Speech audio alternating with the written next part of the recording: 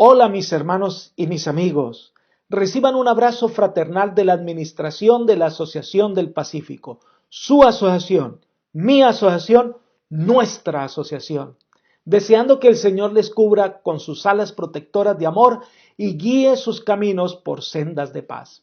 Estamos viviendo tiempos especiales debido a esta emergencia de salud pública desatada por este virus que ha puesto en jaque todo el sistema de salud mundial.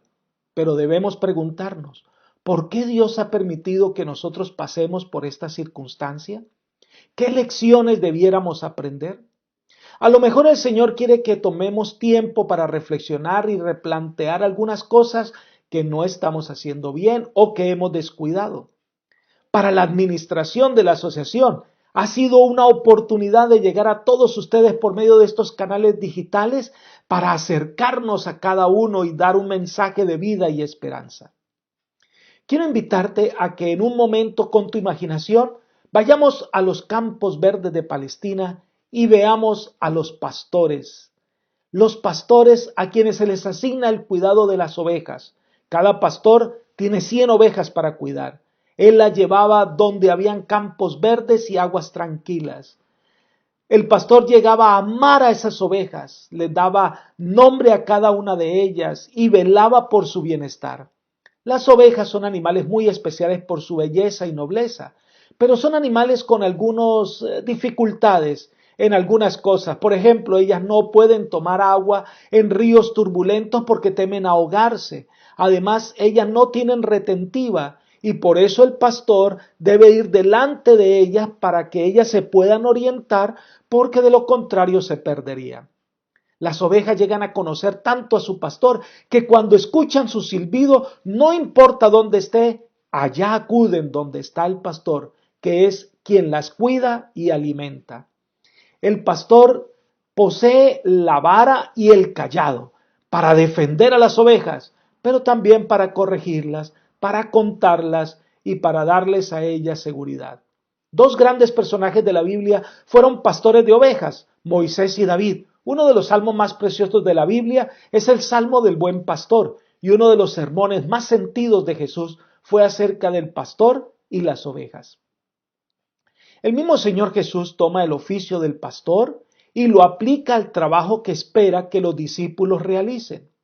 En aquella conversación de Jesús con Pedro, 3 veces Jesús le repitió la misma pregunta y le dio el mismo cometido.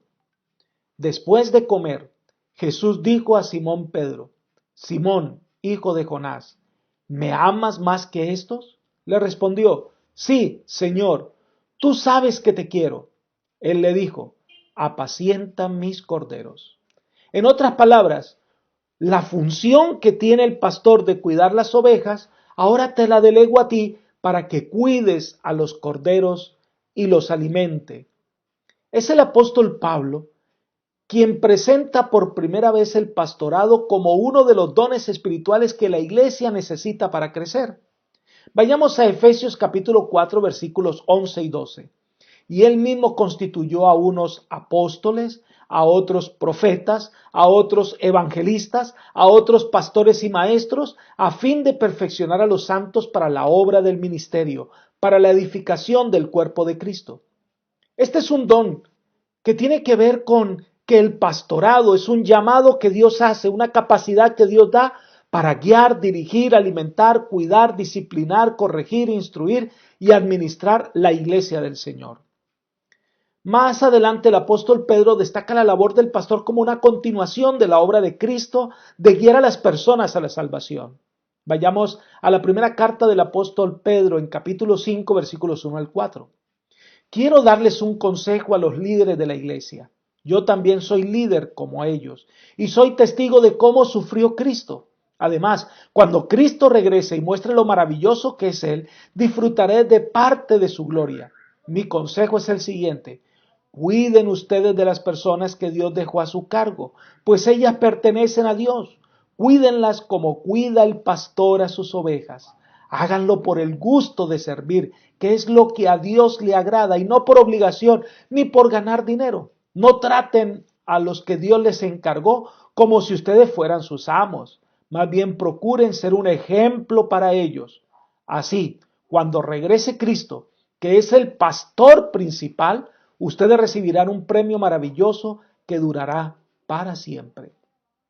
Así que es un enorme privilegio servir al Señor desde el pastorado. Ser llamado por Dios para cuidar de su iglesia es una enorme responsabilidad.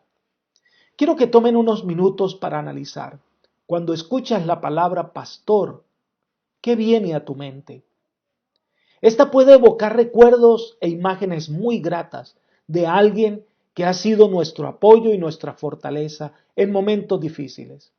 Lamentablemente, en algunos círculos de la sociedad, para ellos la figura del pastor es vista con desconfianza y hasta con desprecio. Pero debemos recordar que el Señor instituyó el cuerpo pastoral en su iglesia para que sean los líderes de la iglesia, para que guíen a la iglesia. El mismo apóstol Pedro dice lo siguiente como un consejo para todos los miembros de iglesia. Primera carta del apóstol Pedro, capítulo 5, ahora el versículo 5. Del mismo modo ustedes, los jóvenes, deben obedecer la autoridad de los líderes de la iglesia. Todos deben tratarse con humildad, pues la Biblia dice, Dios se opone a los orgullosos, pero brinda su ayuda a los humildes. Una oveja que no obedece a su pastor estará en peligro de muerte. Ahora, un miembro que no quiere obedecer a su pastor, un anciano que no quiere trabajar con el pastor, que no obedece al pastor, no solo se pone en riesgo él, sino a muchas otras personas más de la congregación. Pablo apela a los miembros de iglesia en Hebreos capítulo 13, versículo 7, lo siguiente: acordaos de vuestros pastores, que os hablaron la palabra de Dios. Considerad cuál haya sido el resultado de su conducta e imitad su fe. Debemos orar por nuestros pastores, debemos prestar atención a sus amonestaciones, ver su vida consagrada e imitar su fe. Ahora, sabemos que los seres humanos tenemos limitaciones y cometemos errores. Y se das cuenta o no compartes una decisión del pastor o ves que el pastor ha cometido un error, acércate, habla y ora con él. Pero el trabajo del cristiano no es maximizar los errores, sino las cualidades. Lamentablemente, una de las estrategias de Satanás al atacar la iglesia es desvirtuar la figura de los pastores. E incluso falsos maestros lo primero que hacen es hablar mal de los siervos de Dios. Generan desconfianza, inconformismo, crítica y lleva muchas veces a tener falta de disposición a considerar la autoridad del pastor en asuntos administrativos y espirituales de la iglesia. Debido a esto, el apóstol Pablo dice en Hebreos capítulo 13, el versículo 17 lo siguiente: obedeced a vuestros pastores y sujetaos a ellos, porque ellos velan por vuestras almas como quienes han de dar cuenta, para que lo hagan con alegría, sin quejarse, porque esto no es provechoso. El pastor desarrolla una obra espiritual que tiene que ver con la salvación de las personas. Por eso las guía a Cristo, que es el Salvador. Además, el pastor en la estructura organizacional de la iglesia adventista es el dirigente de la iglesia local. Es quien dirige la junta de la iglesia, quien orienta los programas de la iglesia. No es correcto vivir desafiando la autoridad del pastor o pasar por alto sus indicaciones o simplemente ignorar su autoridad. Esto no agrada al Señor.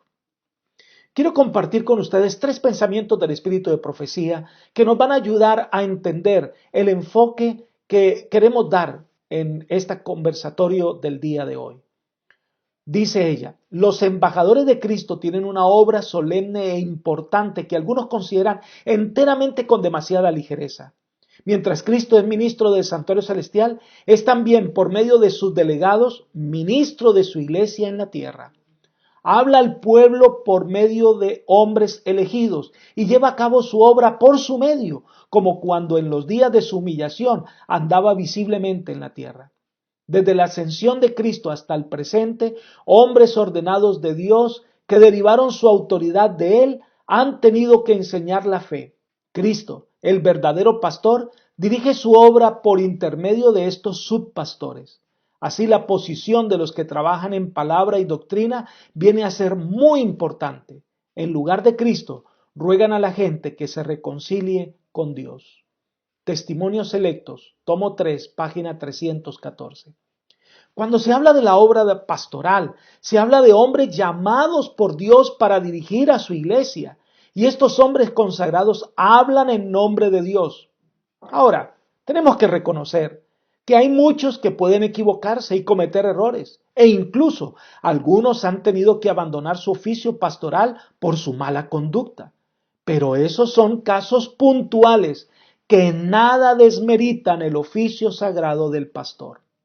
Menospreciar, atacar, desvirtuar la obra del pastor no es un sentimiento que provenga de lo alto.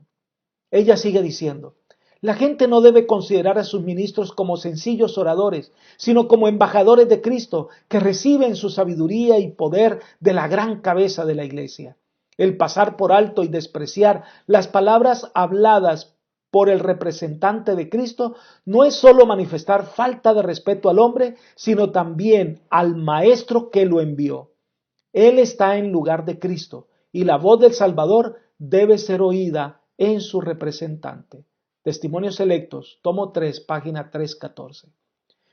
Ahora, no es que sean hombres para ser adorados o idolatrados. Este no es el mensaje que estamos tratando de impartir ahora, sino que deben ser respetados y se deben seguir sus instrucciones porque son los embajadores del Señor.